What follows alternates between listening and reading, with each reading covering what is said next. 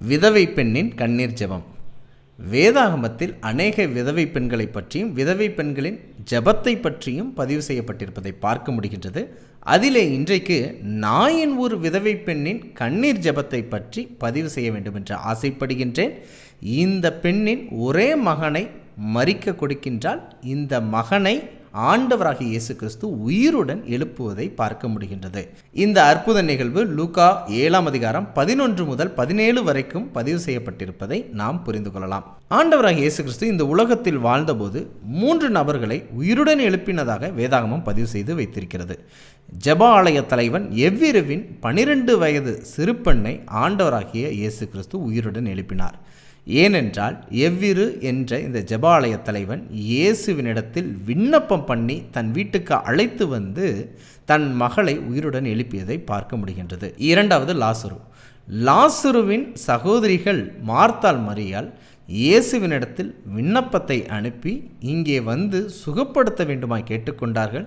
பிற்பாடு மரித்த போதும் இயேசு லாசருவை உயிருடன் எழுப்பியதை பார்க்க முடிகின்றது.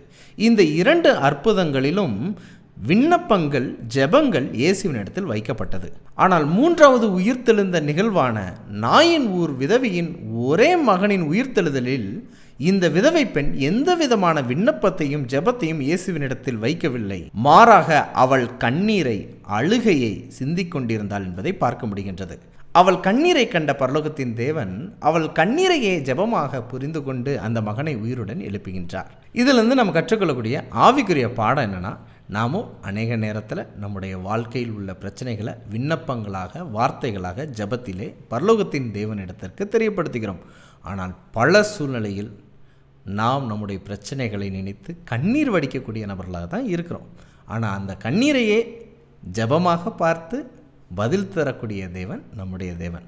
ஒருவேளை நீங்கள் எதையாவது குறித்து அழுது கொண்டிருக்கிறீர்களா? கண்ணீர் சிந்து கொண்டிருக்கிறீர்களா? ஜெபம் செய்வதற்கு கூட பலன் இல்லாமல் இருக்கிறீர்களா? அந்த கண்ணீரையே ஜெபமாக பார்க்கக்கூடியவர் உங்களை இப்பொழுது பார்த்து கொண்டிருக்கிறார். உங்களுக்கு தேவையானவைகளை ஏற்ற நேரத்தில் அவர் சித்தத்தின்படி செய்வார். இப்படிப்பட்ட வேதாகம ஆச்சரியங்களை தெரிந்து கொள்ள எங்களுடைய சேனலை சப்ஸ்கிரைப் பண்ணுங்க.